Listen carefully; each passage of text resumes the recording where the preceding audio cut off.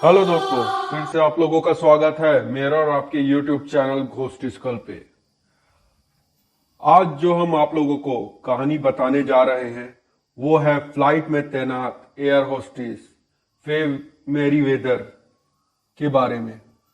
कहानी शुरू करने से पहले दोस्तों, अगर आप लोग चैनल पे नए हैं तो चैनल को सब्सक्राइब कर लीजिए और बेल आइकन को प्रेस करना ना भूलिएगा, ताकि आने वाले हमारी जितनी भी हॉरर वीडियोस है सबसे पहले आप तक पहुंचे।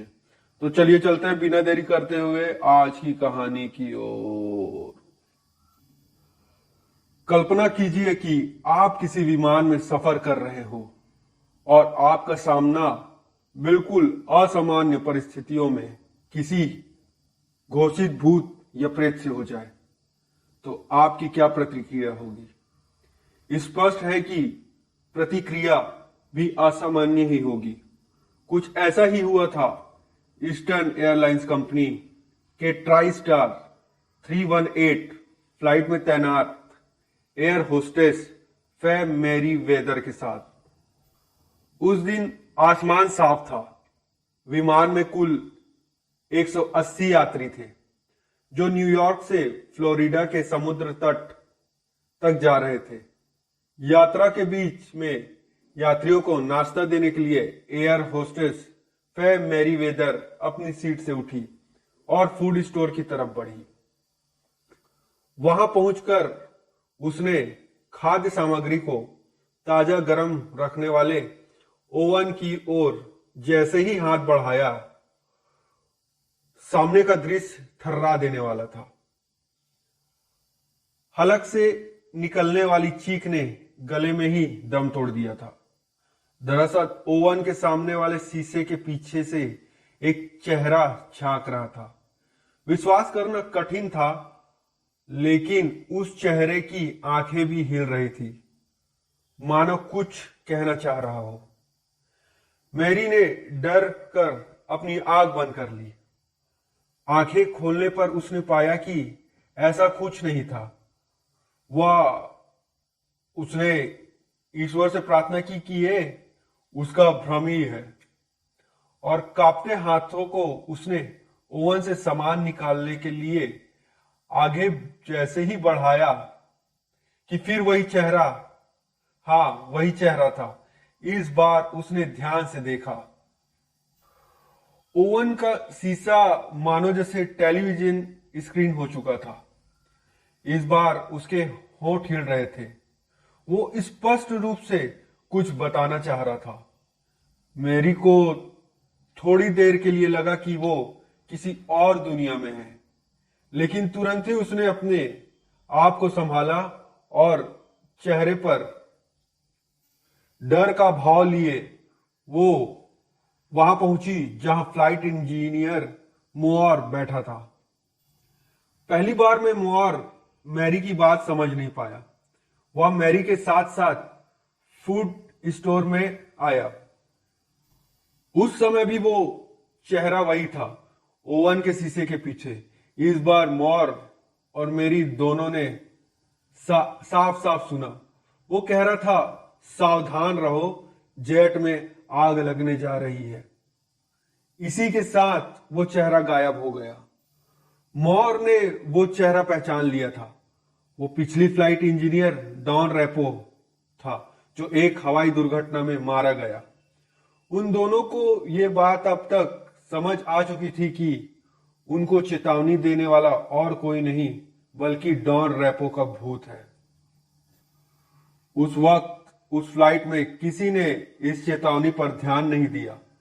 शायद उस फ्लाइट में बुद्धिजीवियों का जमावड़ा था, जिन्हें भूत प्रेत के अस्तित्व पर कोई विश्वास नहीं था।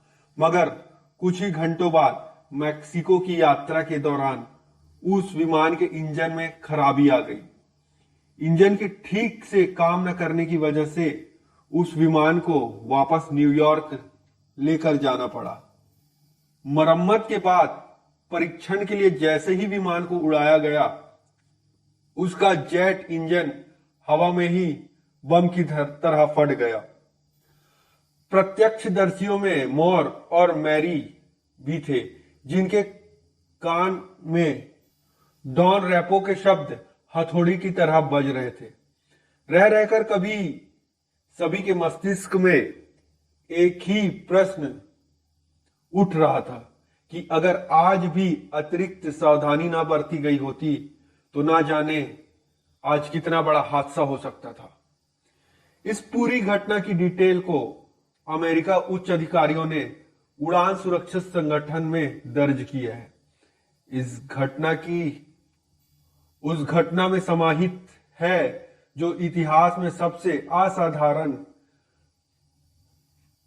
पैरानॉर्मल एक्टिविटी में शुमार है और जिसे लोग द घोस्ट ऑफ फ्लाइट 401 या फ्लाइट 401 के भूत के नाम से जानते हैं।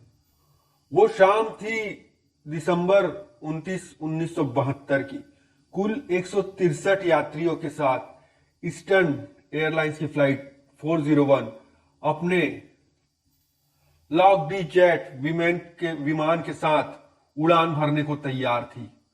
फ्लाइट के कप्तान Bob Loft, flight engineer Don Repo के अलावा उसमें 10 विमान परिचारिकाएं भी थी।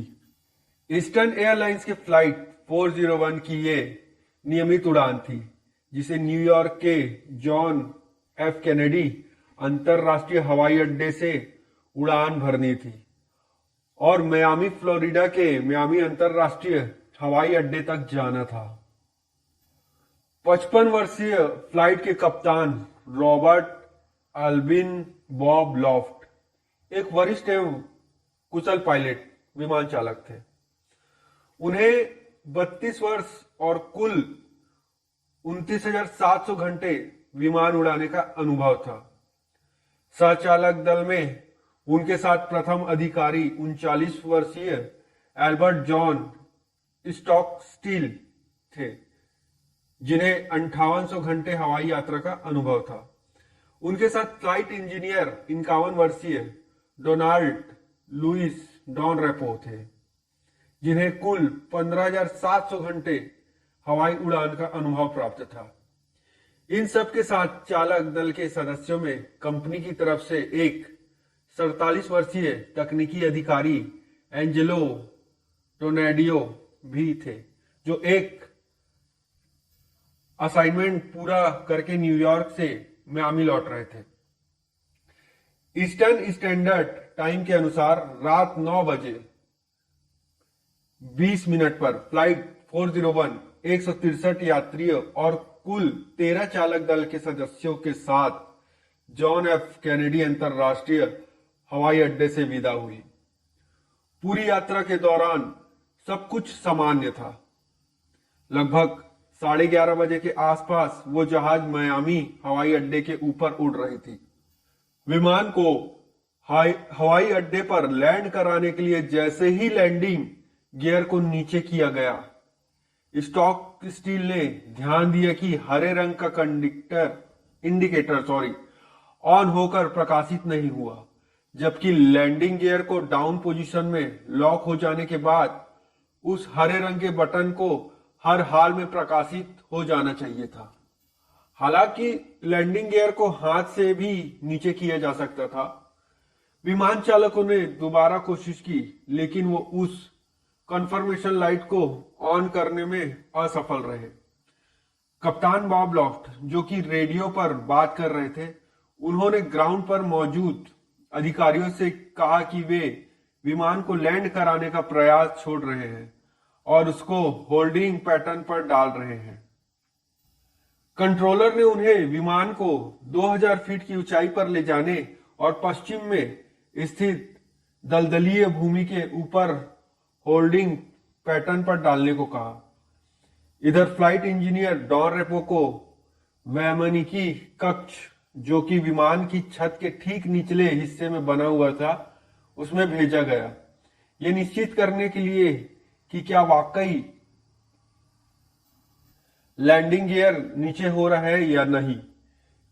विमान के निर्धारित ऊंचाई पर पहुंच जाने के लगभग 50 सेकंड के बाद कप्तान लॉफ्ट ने स्टॉक स्टील को निर्देश दिया कि विमान ऑटो पायलट की स्थिति में डाल दे। अगले 80 सेकंड्स तक विमान अपनी निर्धारित ऊंचाई 2000 फीट पर उड़ता रहा। उसके बाद अचानक से ये 100 फीट नीचे आ गया। उसके बाद 2 मिनट और बीते, विमान की उसी ऊंचाई 1900 फीट पर उड़ता रहा। इसके बाद जिस धीमी गति से वो विमान नीचे आना शुरू हुआ, उसे उस विमान के चालक दल के सदस्य भाप नहीं सके। उनकी तरफ मौत दबे पांव आगे बढ़ रही थी। अगले 70 सेकंड में उस विमान ने अपनी ऊंचाई के 250 फीट और खो दिए। लेकिन इतना काफी नहीं था। कम ऊंचाई के लिए निर्धारित वार्निंग बेल को बजाने के लिए इंजीनियर रेपो एक बार फिर नीचे बने कक्ष में गए।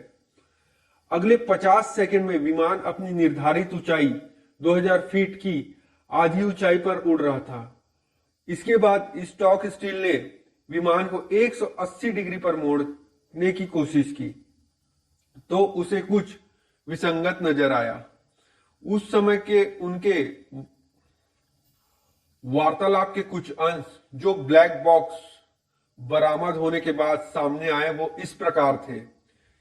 स्टॉक स्टील ने कहा, हमने विमान की ऊंचाई के लिए कुछ किया था। लॉफ्ट, क्या? स्टॉक स्टील, हम अभी भी 2000 फीट की ऊंचाई पर है ना? लॉफ्ट, है। वह क्या हो रहा है? इसके बाद 10 सेकंड से भी कम समय में वो विमान क्रैश हो गया। मौत के झपट्टे ने सोचने का भी वक्त नहीं दिया कि कब वो इस दुनिया से के पार निकल गए। विमान जब धरती से टकराया तो उसकी गति थी 365 किलोमीटर प्रति घंटा और विमान का मलबा मिला मियामी के उत्तर पश्चिम में लगभग 30 किलोमीटर दूर रनवे नंबर 9L के अंतिम भाग के आसपास। इस हादसे में 77 लोगों की जानें बच गई थी, जिनमें 69 यात्री थे और 8 विमान के परिचारिकाएं थी। उस दुर्घटना में विमान के जो हिस्से कल पुर्जे सहित सलामत बच गए थे, उन्हें लॉकडी कंपनी ने नए विमान में इस्तेमाल कर लिया। नए विमान ट्राई स्टार 318 के फूड स्टोर वाला हिस्सा और वो ओवन जिसके शीशे के पीछे डॉन रेपो का चेहरा मैरी और मॉर को दिखा था, वो पहले उसी दुर्घटनाग्रस्त विमान में ही लगा था। ऐसा नहीं था कि सिर्फ डॉन रेपो का ही भूत दिखाई दिया था, बल्कि अलग अलग घटनाओं में कप्तान बॉब लॉफ्ट की भी प्रेत आत्मा दिखती रही है। पहली बार ये प्रेत लीला ईस्टर्न एयरलाइंस के इसी विमान ट्राई स्टार 318 में ही शुरू हुई थी। तो ये थी फ्लाइट में तैनात एयर होस्टेस फैब मेरी वेदर के साथ घटी सच्ची घटना। तो दोस्तों, आज के लिए बस इतना ही। अगर ये सच्ची भूतिया कहानी आप लोगों को अच्छी लगे तो हमारे वीडियो को लाइक, शेयर और कमेंट करना ना भूलें। और अगर आप लोगों के पास भी अच्छी अच्छी भूतिया हॉरर स्टोरीज है तो हमें आप हमारे इंस्टाग्राम आईडी पर भेज सकते हैं। हमारी इंस्टाग्राम आईडी है @GhostSkull1990। तो दोस्तों, आज के लिए बस यहीं तक। मिलते हैं नेक्स्ट वीडियो पे। हर हर महादेव, जय श्री महाकाल।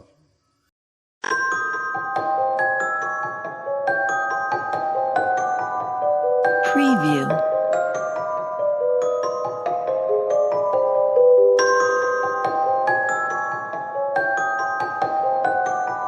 Preview.